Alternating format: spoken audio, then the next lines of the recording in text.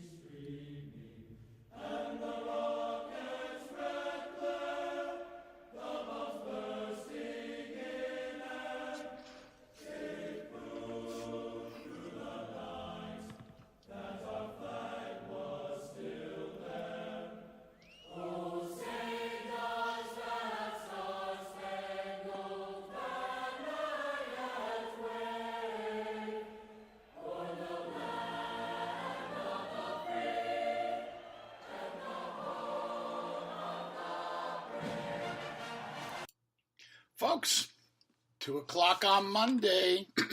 This is Jeff Dunitz, The Lid, and welcome to the latest episode of the Lid Radio Show. Welcome and thanks for listening. Today we're going to do things a little differently. We're not going to have a guest today, not because it's Memorial Day and nobody wants to work, but more because at 3 o'clock there's a Joe Kenda marathon on Discovery ID, and everybody wanted to be ready for that. So we're going to talk about the week in review, some of the really weird stuff that's happened in the last couple of days. But first, I think that we should recognize our troops and those who have fallen and honor them, which is why we started with the national anthem. And, there was a great picture Britt Hume tweeted out yesterday. It started with, on the top part, it had a bunch of people laying on the beach. And on the bottom, it was our heroes invading Normandy during the Second World War. And the caption on the top part was, "While you're sitting on this beach, remember," and then on the bottom it said, "you wouldn't be able to do it unless it was for the guys on that beach." And something I always do as a practice, and I hope you do too, is whenever you see somebody in a uniform, just go over to them and thank them, because they're protecting your family and mine, and they're making sacrifices. And today, we recognize those who made the ultimate sacrifice and lost their lives in defense of this country. Now, Memorial Day used to be called Decoration Day, and when I was growing up, it was kind of the transition, because some people still called it Decoration Day, some called it Memorial Day. The reason it was called Decoration Day is the way the holiday developed. There was a tradition that on a day in May, people would go to the cemeteries, to the military cemeteries, and place American flags by the people who passed away, by the soldiers who passed away. And that's how it developed the name Decoration Day. And when it was first became a national holiday, which was in 1868, I believe it was called that. And it only became Memorial Day years later, but we still retain that tradition of placing a flag by the graves of our fallen heroes. So you'd always be honoring those who fell in trying to protect us, but also those who thankfully are still with us, but put their lives on the line, because they sacrificed a lot more than the rest of us. Now, I do want to talk about the news today, and I just wanted to start with something that, if you've heard before, I apologize, but I have to play this. This is conservative porn.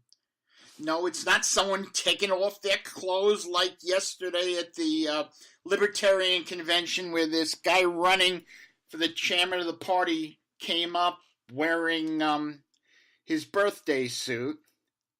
But this is legitimate conservative porn.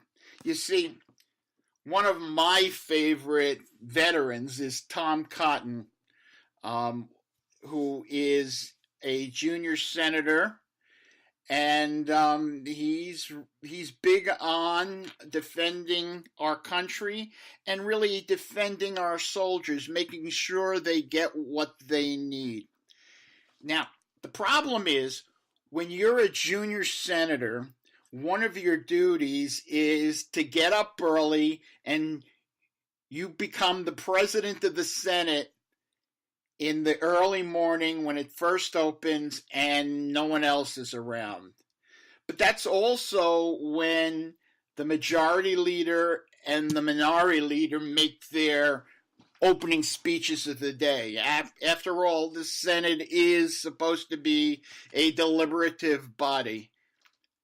Well, last week, Tom Cotton had it up to here, and if this was television, you'd see me with my hand up by my neck, or maybe up to here with Harry Reid. And once Harry Reid was done, Tom Cotton made his own little speech on the Senate floor, where he basically eviscerated Harry Reid. He called him he called him things like, he said he did bitter, vulgar, incoherent rantings, and he criticized Reid's comments about the appropriations bill for the military. Even said when the last time the minority leader read a bill, it was probably his electric bill. I mean, it was wonderful.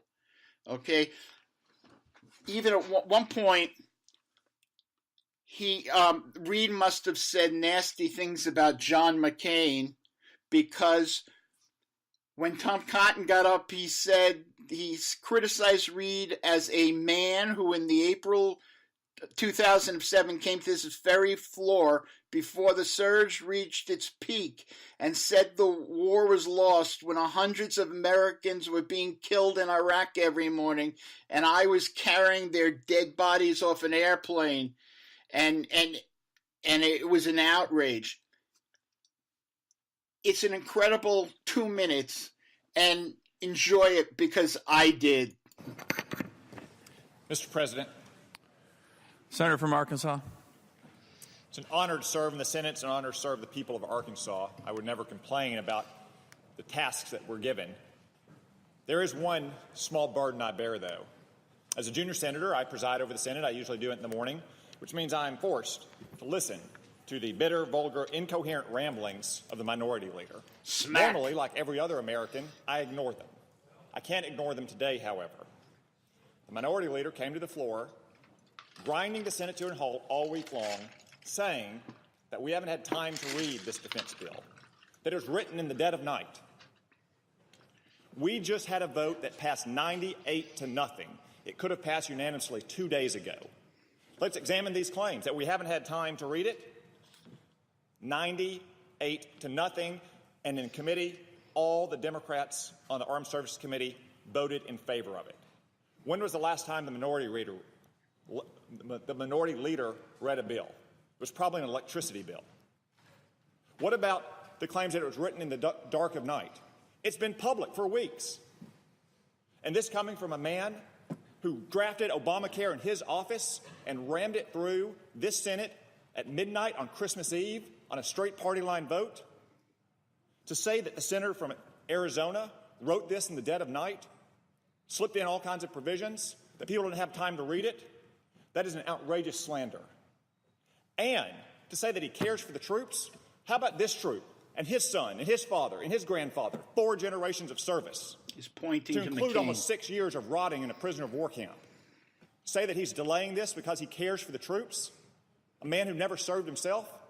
A man who in April 2007 came to this very floor before the surge had even reached its peak and said the war is lost, when over 100 Americans were being killed in Iraq every month, when I was carrying their dead bodies off an airplane at Dover Air Force Base. It was an outrage to say that we had to delay this because he cares for the troops. We're delaying it for one reason and one reason only: to protect his own sad, sorry legacy. He now complains in the mornings that the Senate is not in session enough, that our calendar is too short. Well, whatever you think about that, the happy byproduct of fewer days in session in the Senate is that this institution will be cursed less with his cancerous leadership. I yield the floor. Ooh! Was that wonderful or what? And he's exactly right. That's the incredible thing.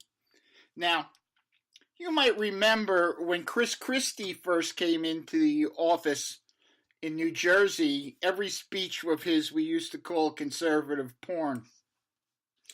But that was before he took it upon his job to screw up all the Republican elections. So he doesn't qualify anymore, but this qualifies.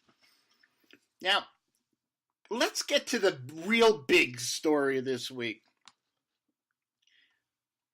The State Department Inspector General released a report that basically said Hillary Clinton screwed up. She broke all the rules, and she never got permission, and if she got permission to have the private server, they would have said no, etc., etc. It's damning. It's very damning. But here's the fun part. With that report, all of Hillary's spokespeople, they've come onto television, and it's like they read something else. Oh yeah, it didn't really incriminate him. Colin Powell did the same thing. No, he didn't. Colin Powell never had a private server. Colin Powell was trying to get the State Department to start using email, because that was at the beginnings of email. And to be quite honest, Colin Powell never used his personal email as his primary email. And in a little while, I'll explain to you a story about at least what I think is the real reason why she did her personal server. But before you get that, let's talk about her spokespeople, okay? Now, for example, the day everything happened,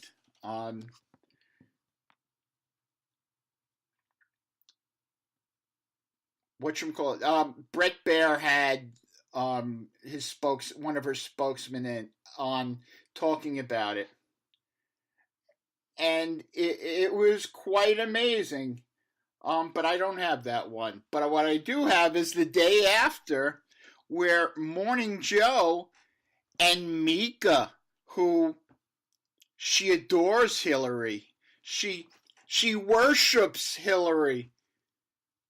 They talked about how ridiculous she's being. Yeah, listen to this cut. Rules have been clarified since I left about the practice. Having said that, I have Rules have been clarified since I left about the practice. Having said that, I have said many times it was a mistake, and if I could go back, I would do it differently. Listen to this nonsense. You've said that you would talk to anyone, any time about your emails, yet you did not cooperate with State Department investigators, an agency that you ran. Why? Well, I have talked about this for many, many months. I testified for 11 hours before the committee, the Benghazi committee. I have answered numerous questions. We have posted information on our website, and the information that we had is out there. It's been clearly public, and my email use was widely known. A, it wasn't widely known, and B, every other Secretary of State before her, and the one afterward, Rules have been clarified since I left about. all Rules have been testified. Rules have been clarified since I left about the rules have been clarified. Now, yesterday, Chris Wallace had on had never heard about a spokesman of hers, Senator Schaaf, who is usually giving America the shaft, and he tried to bring up the Colin Powell thing, and Chris Wallace just destroyed him. had never heard about these attempted attacks until the IG's report, so that's new. Two, if the server was so secure, why did they have to keep turning it off? And three, as Senator Lankford points out, you don't always know if somebody has a successful attack because hackers don't leave fingerprints. No, that's true. What we do know from the OIG report is that there were a couple attempts to hack into the system that were unsuccessful. So we don't know that there's any evidence of a successful breach. But I do want to get back to the point that I wanted to finish and that Senator Lankford mentioned, and that is the comparison with Secretary Powell is... Come on, can we, wait, forgive me. No, Forgive me. You told me you would allow me to push back, and I want to push back. I'm sorry. Hillary Clinton's running for president. Colin Powell is not running for president. The rules in 2004 were completely different. They're completely different guidelines. Sir, the guidelines were repeatedly strengthened in 2005, in 2006, in 2011. Hillary Clinton was operating in a different world. Can we please stay to the issue of what Hillary Clinton did or didn't do and not talk about Colin Powell? Well, I know you don't want to talk about Colin Powell. Because it's irrelevant to the issue. It isn't irrelevant in this sense. If you look, please, how can she say it was secure when they had to turn off the server because there were attacks? Chris, the rules... Could you answer my question? I will. I will answer the question. She should not have used the private server. She's admitted she should not have used... How does she know it was secure? Private server. Look, we know from the OIG report that there were 2 attempts to breach the server that were unsuccessful. That's what we know. But please let me at least finish the point. Not on Powell. Forgive me, I'm going to keep going. We're done with Colin Powell. I think it's very telling. We're done with Colin Powell. Okay. Well, then we'll move on. I think it's very telling, though, Chris, that there's no interest in anyone here but Secretary Clinton. That, to really? me, Because she's the only one running for president. Yes, but does that mean that other secretaries didn't use the same practice, that their practices are irrelevant? I think, first of all, we've shown that it is different, and secondly, I think it's frankly a red herring, sir, and I expect more from you. From the he expects more from a congressman. What, is he crazy? That's their job, especially the Democrats. Now, like I said, the day it was announced, Bret Baier of Fox did the same thing, similar with Brian Fallon, who is the Clinton campaign's spokesman. Let's get to the Clinton team reaction to the... As you know, the Inspector General's report says something completely different. The Inspector General found no evidence that the Secretariat, says, requested or obtained guidance or approval to conduct official business via personal account on her private server. According to the current CIO and Assistant Secretary for Diplomatic Security, Secretary Clinton had an obligation to discuss using her personal email account to conduct official business with their offices, who in turn would have attempted to provide her with approved or secured means that met their business needs. However, according to these officials, DS and IRM did not and would not approve her exclusive reliance on a personal email account to conduct department business because of the restrictions in the FAM and the security risks in doing so. What about that, Brian? Well, Well, I think if you look at the statements that the Secretary has made that you played, the point that she's making is that if you look at the regulations that were in place at the time, they did not bar folks at the State Department from using personal email for work purposes. Now think about that. He just said that the Inspector General's report said that she was supposed to ask first and never did. And if she had, they would have said no. And this guy starts with, well, she always said she didn't break any rules. In fact, the report today by the IG found that some 90-plus different top-level officials in the State Department, dating back to the Bush administration, used personal email for work purposes, including Secretary Powell, including Secretary Kerry, who followed Secretary Clinton. So there was a clear precedent set that it was acceptable to use personal email for work purposes. Sure, there's an email. I think that's what the Secretary has long been referring to. There's the email, and then there's the personal server in her house, right. Neither of which were approved according to the State Department IG, and they wouldn't have been approved according to this statement based on security concerns. So this report is looking at two different implications of her use of personal email. First is, did it violate any federal records rules in terms of preserving government records? Okay, this is just ridiculous tap dancing. Now let's see what this is doing to Mrs. Clinton's campaign. Now, do you folks remember this from the first Democratic Party debate? Let me say something that may not be great politics, but I think the Secretary is right. And that is that the American people are sick and tired of hearing about your damn emails. Thank you. Me too. Me too. You know? That was Bernie Sanders a couple of months ago. Now this is Bernie Sanders yesterday. As you make your pitch to the superdelegates, I want to ask you about the developments on Hillary Clinton's emails, because you've said that you're sick of hearing about them, but there's now been an Inspector General's reports. New developments have now come out. I wonder if you still have the same feeling about those emails now that an official body has weighed in about Hillary Clinton's emails and her behavior. Well, you know, I'm just in Santa Barbara. We had a rally here with 6,000 people just a half hour ago. The issues, John, that I have been talking about are the issues that really are the issues facing the American people. Why the middle class is declining, income and wealth inequality, why kids are leaving school $50,000, $70,000 in debt, and the need to make public colleges and universities tuition-free, to expand Social Security, etc. Those are the issues that I am focusing on. Well, that and frankly, why rich people aren't giving up in their entire income. Want a real debate about the real issues. Now, you're right. The Inspector General just came out with a report. It was not a good report for Secretary Clinton. That is something that the American people, Democrats, and delegates are going to have to take a hard look at. But for me right now, I continue to focus on how we can rebuild a disappearing middle class, deal with poverty, guarantee health care to all of our people as a right. Notice how he went from people sick and tired of hearing it to that's something they're going to have to evaluate. And that's the truth, folks, because this scandal is going to get bigger. Now, yesterday, I published something that might have been the cause of this particular email scandal, or it might be one of the reasons. You see, back in 1996, when Bubba was president, there was another email scandal where some say 1 million, some say 1.5 million emails disappeared. All of a sudden, boom! I don't know how it happened. And to this day, we don't know what happened. Let me explain what happened. Well, we don't know where they went, but we know what happened.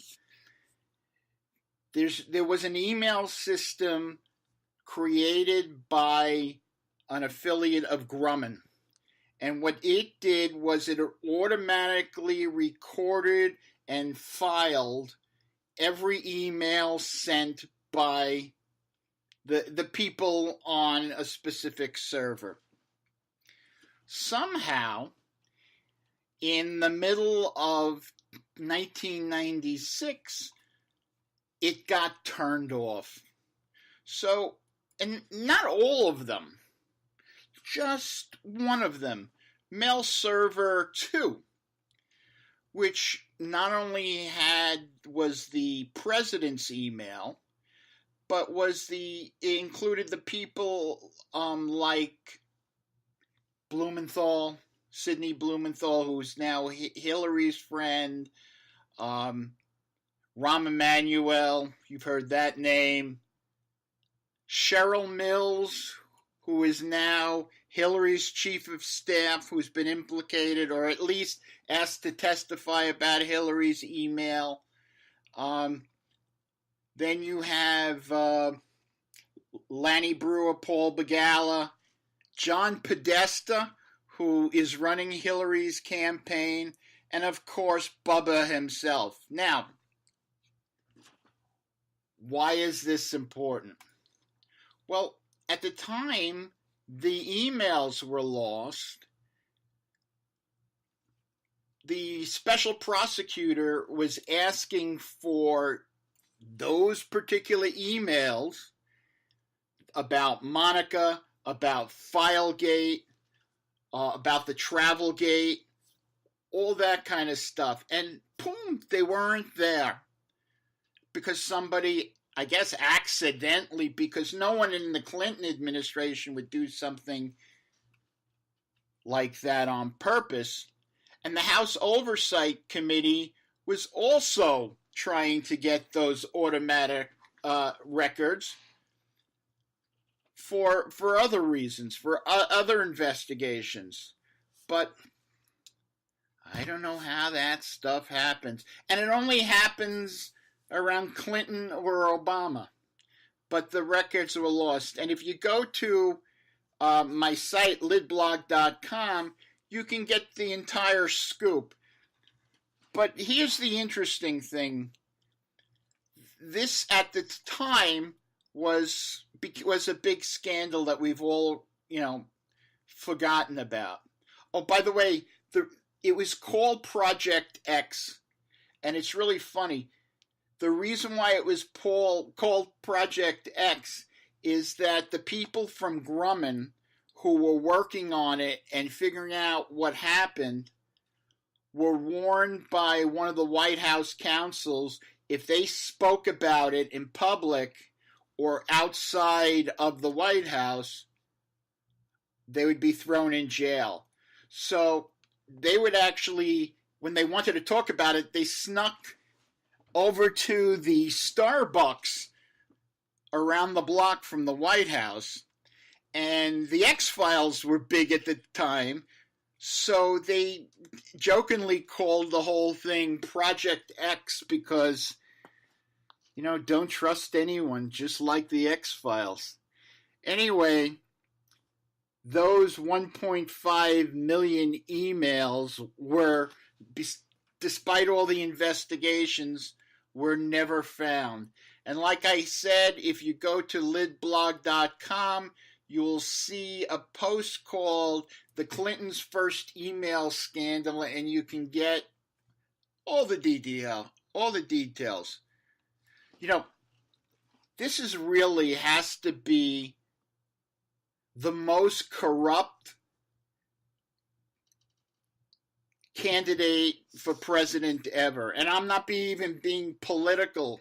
It's astounding how people would even consider this woman when you look at all the corruption around her. Between Benghazi, and that's been proven she lied, that while she was telling us and the media that it was this cockamamie YouTube video, she was telling the president of Libya and the president of Egypt and Chelsea that it was a terrorist attack.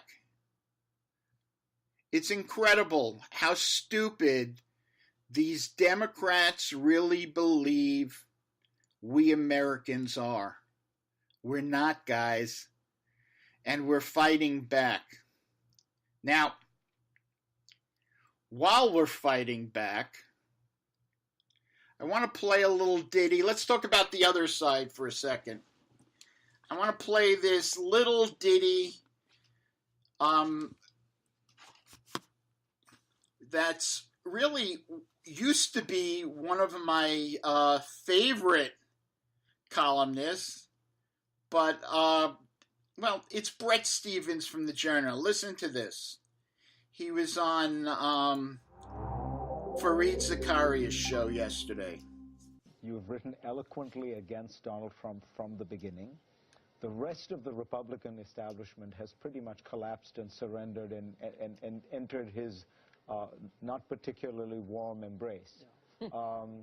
Are you going to vote for Donald Trump in the fall? I most certainly will not vote for Donald Trump. I will vote least left-wing opponent to Donald Trump, and I want to make a vote to make sure that he is the biggest loser in presidential history since, I don't know, Alf Landon or going back further.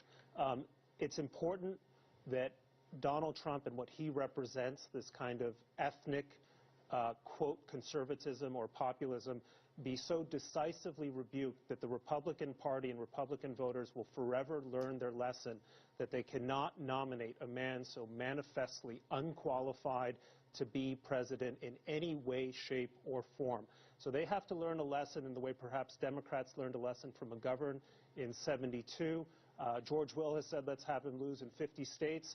Why not Guam, Puerto Rico, and the District of Columbia, too? And will the Wall Street Journal... What is he, my mother? We have to be punished because Trump is our candidate?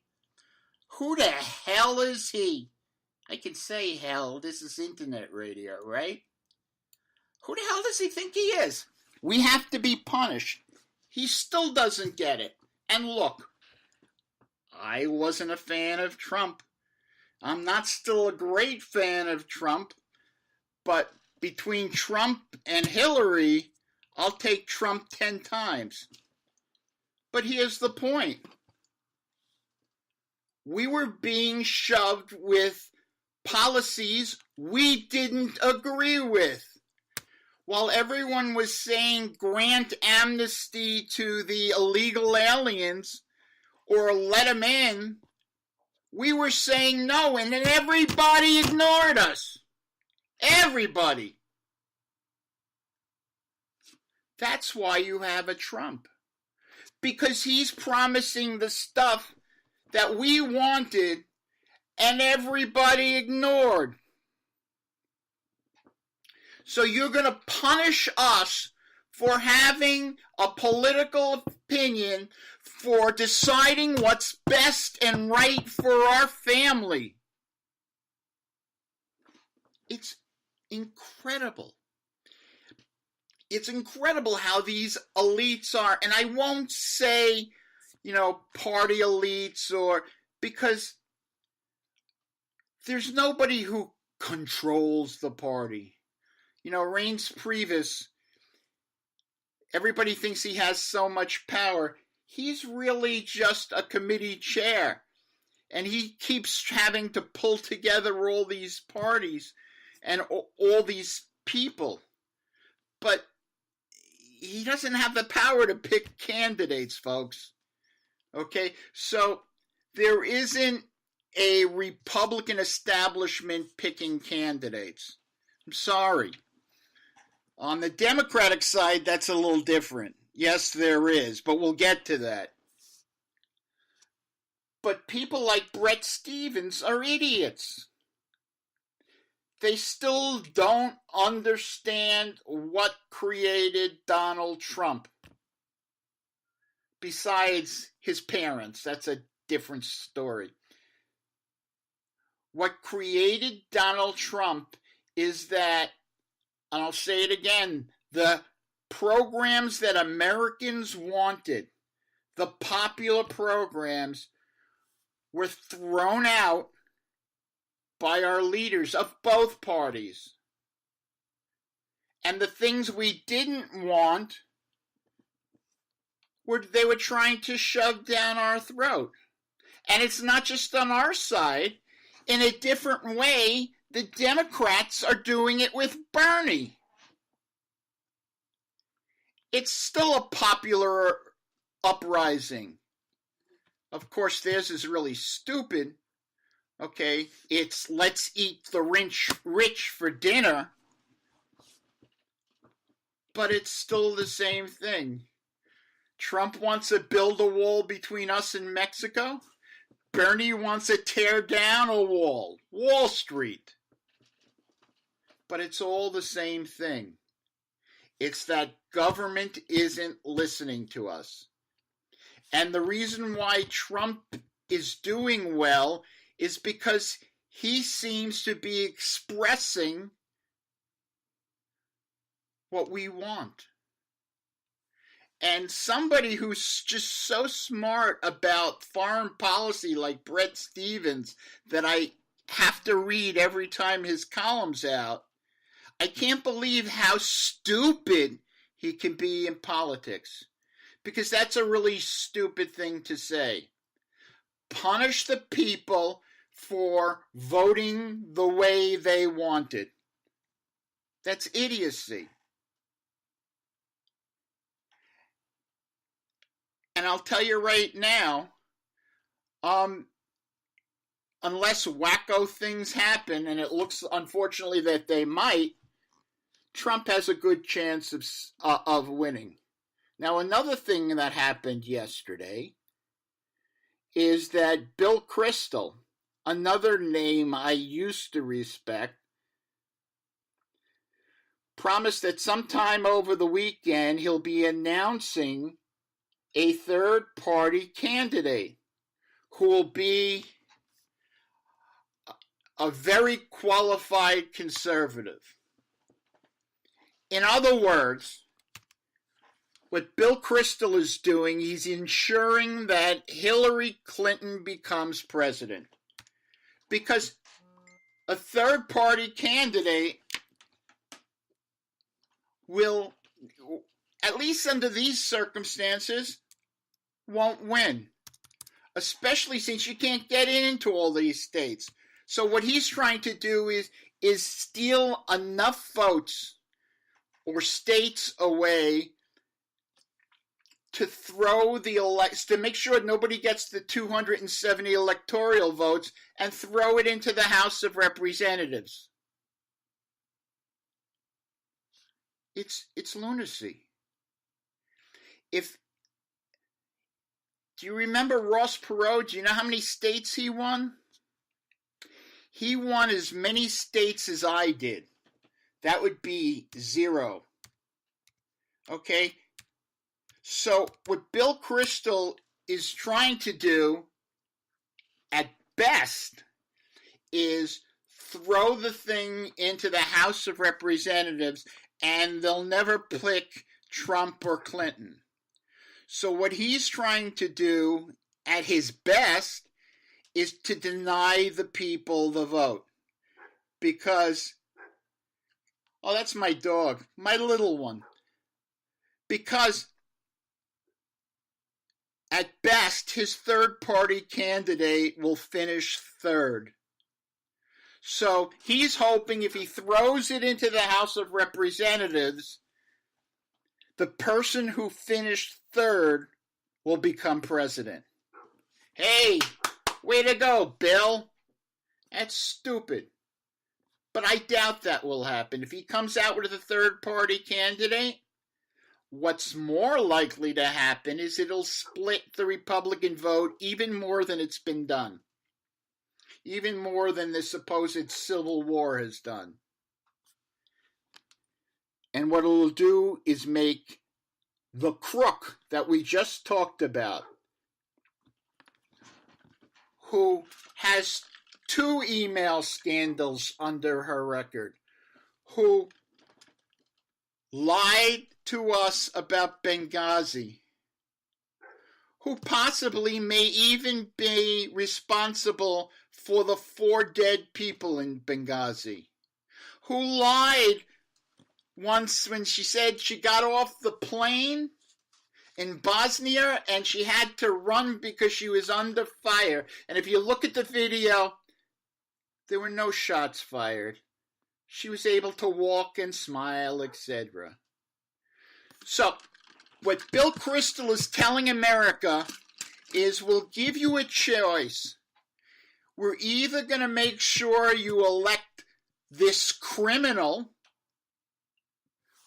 or this woman who's been connected with tons of scandals, or we're going to make sure that Congress elects the number 3 candidate. It's lunacy, folks. It's lunacy. I know a lot of people disagree with me, but I'll tell you it clear. You got a choice. Hillary or Trump. If you don't vote for president, it's just like voting for Hillary.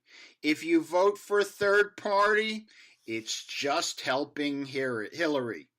So, if you're going to do it, just at least have the guts to vote for Hillary. If you really want her to be president, go ahead.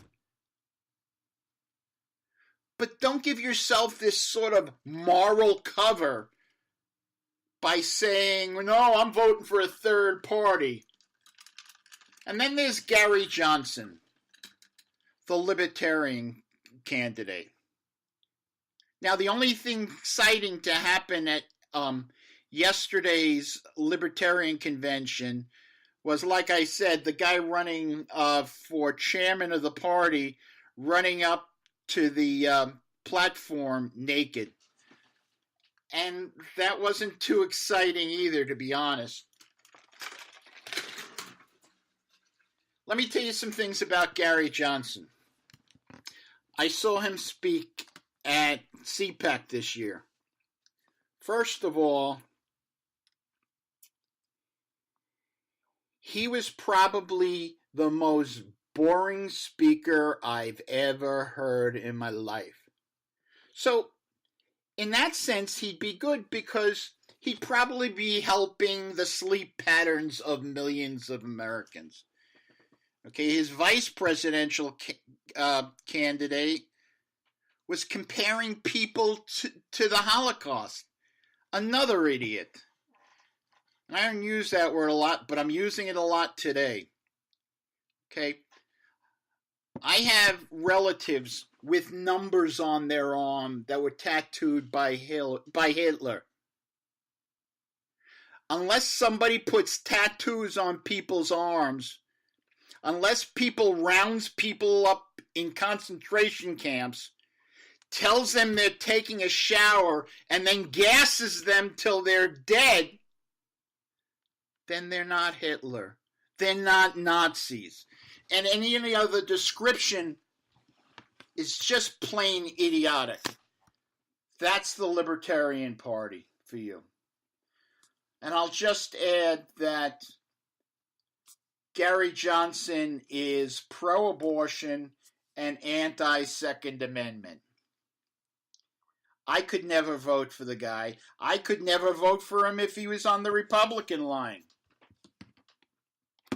I would actually vote for Trump if he was, in a primary before the Republican line. So yes, come November, unless something radical happens, and I don't think it will, I will vote for Trump. And primarily because he's better than Hillary. Now let's talk about something else that happened this week. President Obama went to Hiroshima.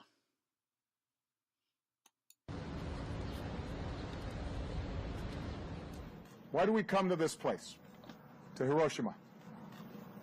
We come to ponder a terrible force unleashed in a not-so-distant past. We are most starkly reminded of humanity's core contradiction, how the very spark that marks us as a species, our thoughts, our imagination, our language, our tool-making, our ability to set ourselves apart from nature and bend it to our will. Those very things also give us the capacity for unmatched destruction. The scientific revolution that led to the splitting of an atom requires a moral revolution as well. Okay, let's stop there. Now, I'm cool with him saying that all the destruction, etc., was horrible, because you know what? It was. But to say it that because of the H-bomb we need a moral revolution, to say that the dropping of that bomb and then 6 days later in Nagasaki, was 3 days later in Nagasaki, was immoral, just doesn't belie the facts, okay? This guy, he said he wasn't going to apologize, but in his own little way, he apologized, okay? And that's one of my issues with this president. Now, I took the time to look at what Truman said, and it's really what Obama rejected. Back in 1958, he received a letter from the chairman of the Hiroshima City Council, okay, and about dropping the bomb. And this is what he wrote. In 1941, while a peace conference was in progress in Washington between representatives of the Emperor of Japan and the Secretary of State of the United States, representing the President and the government of the United States, a naval expedition of the Japanese government approached the Hawaiian Islands, a territorial part of the United States, and bombed our Pearl Harbor. It was done without provocation, without warning, and without a declaration of war. Thousands of American sailors and civilians were murdered by this this unheralded attack which brought on the war between the people and the United States. The United States has always been a friend of Japan.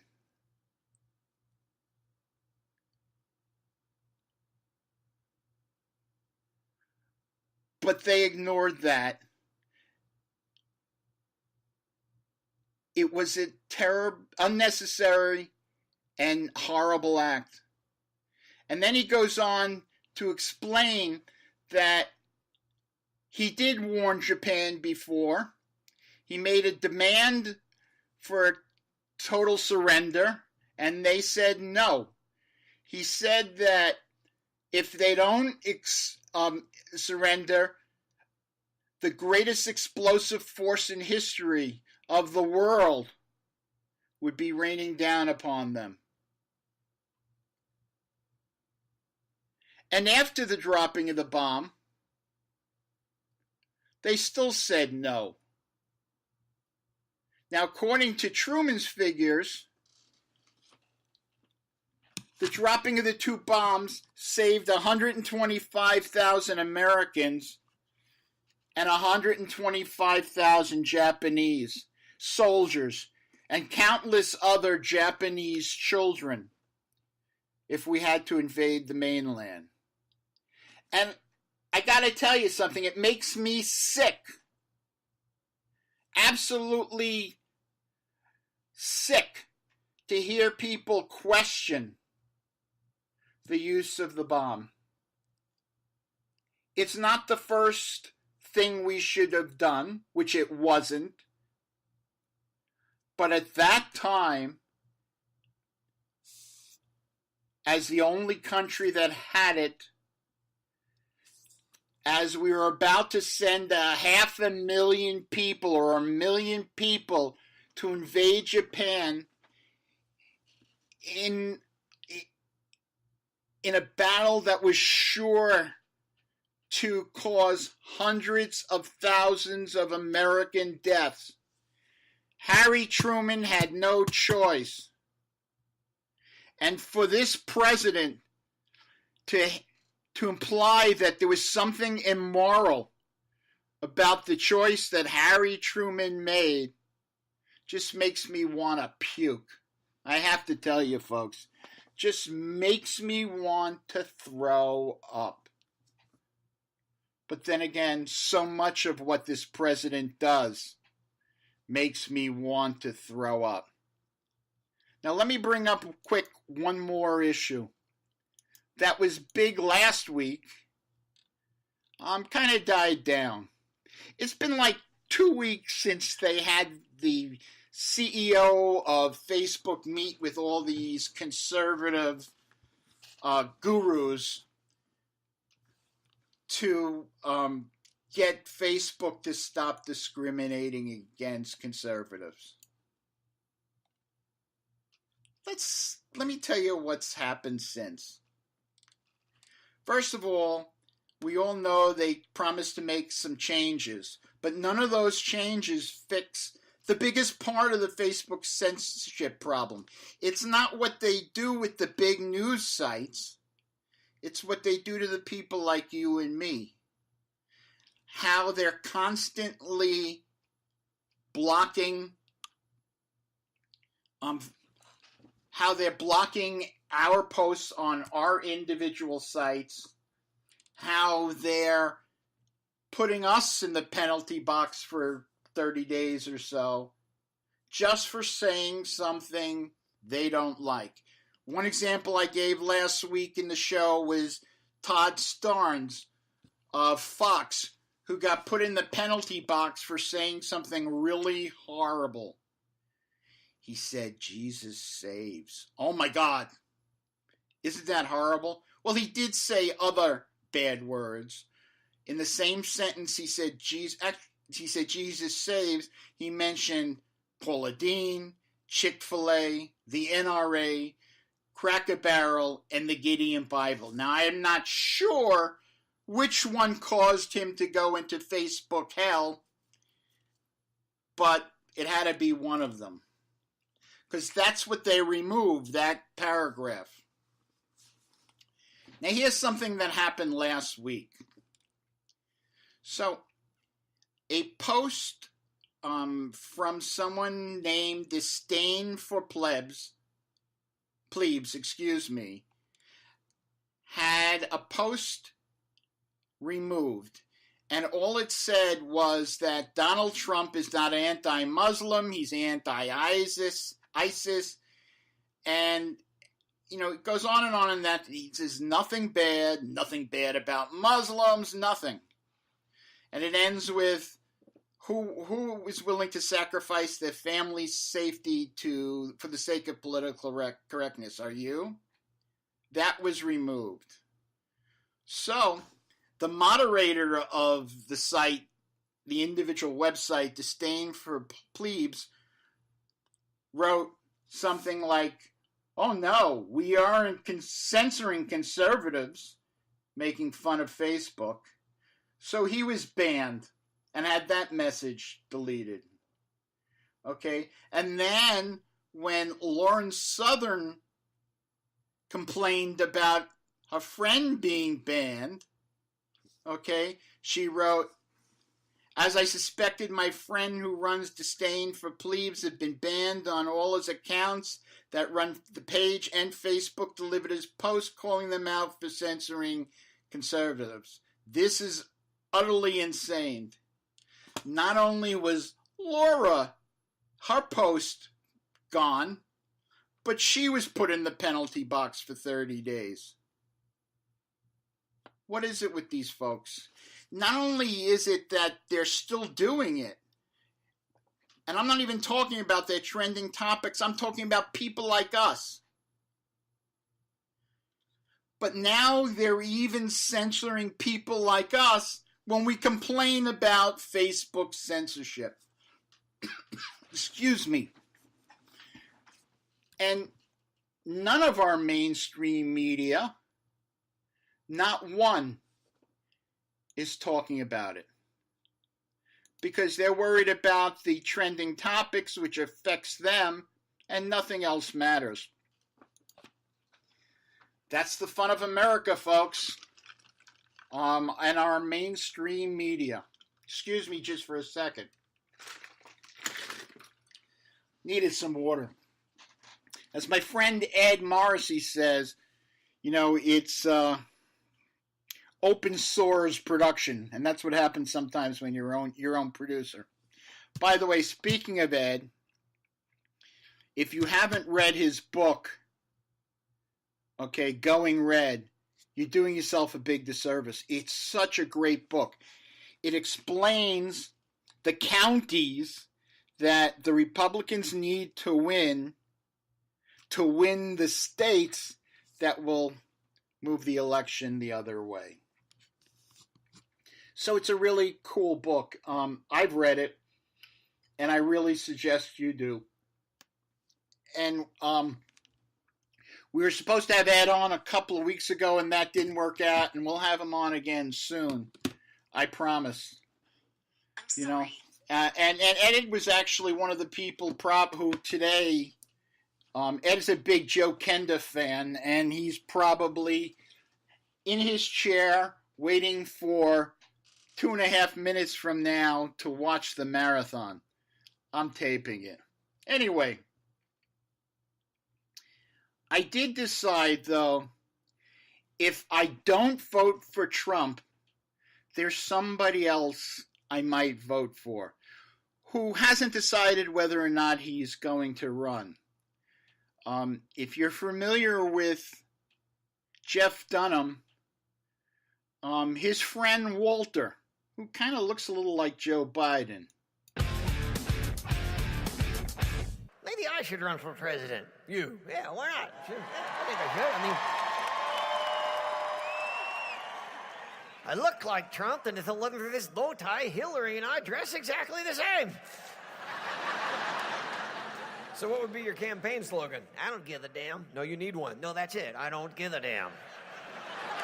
Oh, wait, that's already Obama's. Never mind.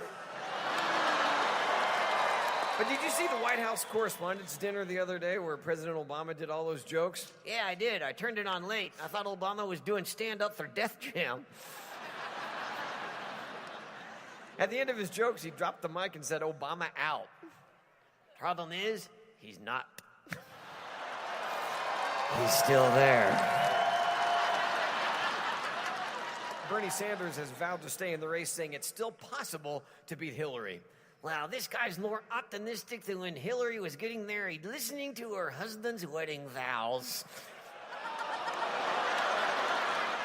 Have you noticed that Bernie Sanders keeps trying to impress the younger voters? Oh, yeah. Do you see he dropped the mic, too? He did. Yeah. It was at bingo night. He goes, B5, this is boom, Sanders out. You know, the odds makers are certain that Hillary will get the nomination. For what? Best actress in an email scandal? Oh, tell me I'm wrong. Did you know Hillary's only 5 years younger than Bernie Sanders? How old is she? 69.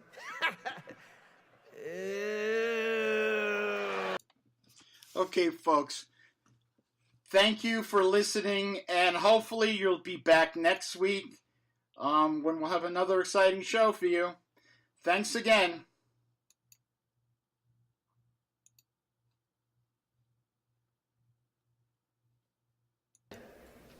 Is one of the most insanely idiotic things I have ever heard.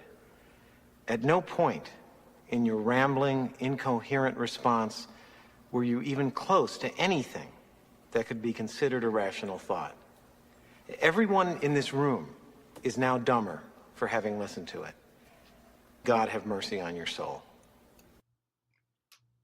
Good night, folks.